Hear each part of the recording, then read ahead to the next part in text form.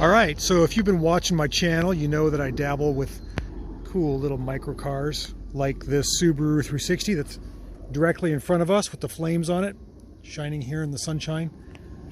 But what you don't realize is this car took a lot of work to get to the point that it is. Sure, it looks great. I take it to shows, I take it to meets. I've never taken it to a concourse. I don't think it would do so well there, but it's super fun to drive.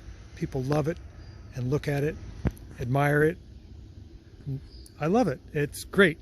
But this car has roots that go deep, and we're going to kind of dabble into that today. How did this car get to this point? It's all nice and shiny and polished, but it started out like these cars. All these are parts cars. This one's a Lloyd, but there's 3 Subaru 360s right within this area right here. And believe it or not, this car 20 years ago looked almost as bad as that. So thought I'd take a look at my parts cars. People like to sniff around my lot. I had a couple people here today looking at stuff, so let's just take a look.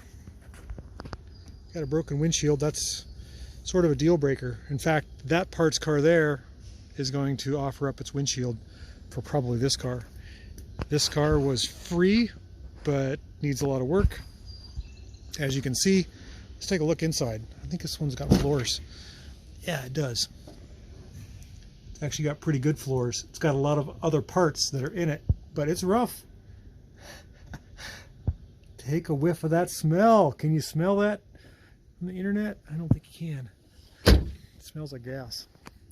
We've got another parts car back here in the corner. Let's see, how do we get... Let me show you the engine. It doesn't have one. How do we get into this thing? I think we can open the canopy top. I don't know if I can show you inside there. I think this has got floors in it. Pretty sure it does. It doesn't have a top though, does it? That might be the best view we're going to get. It's got some parts. It's got good floors. It's got a good seat. That car's going to be a runner. So these two are probably going to be saved. And that one will give its life to make these 2 cars live on. That's what I deal with, is collecting parts to make a good car. Someday, one of these cars will probably look as good as that. When? I'm not sure, when I get some more time, but I just thought I'd show you what's going on in the parts department here, and just to let you know that that doesn't just happen. It takes work. I'm also testing out my camera to make sure the video still works if you haven't figured it out. So looks like it's working all right. Now that we've seen those parts cars, what other parts cars we got? We have a Honda 600 under this. It's under a dolly. You can barely tell. There's another Honda 600, a red one, with vines growing up underneath it. Let's see if I can make my way back in there. Oh, this is like a junkyard scourge.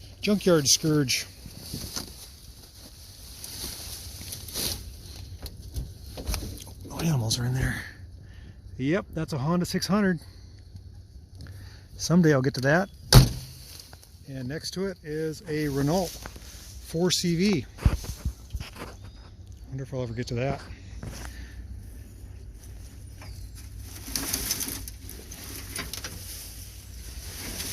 It's got an engine in it.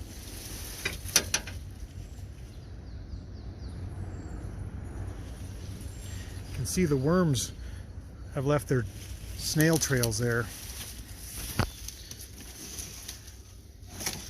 Ooh, that smells good. It smells like rotten old gas and old tires. Forgot I had those tires. It's pretty cool. And next to that's a Goliath. By golly, we've got a whole bunch of parts cars here we could do something with. A green Z600 at the end, a red N600, a 59 Renault 4CV, and a 60-something Goliath. All lined up. What should we do? Stop with those parts cars. We've got a few more. This is a 56 DKW 3.6. Sort of rare because it's got suicide doors. And then behind that, another 4CV, a 1956 Renault 4CV. Let's see if there's any animals in here. No, there's not. There's some interior stuff though. What should we do with all these cars? That one's a little rusted.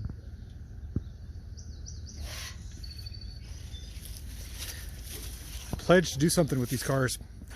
Don't know if the coronavirus pandemic is enough to do it though. We'll have to see. Gotta get something done.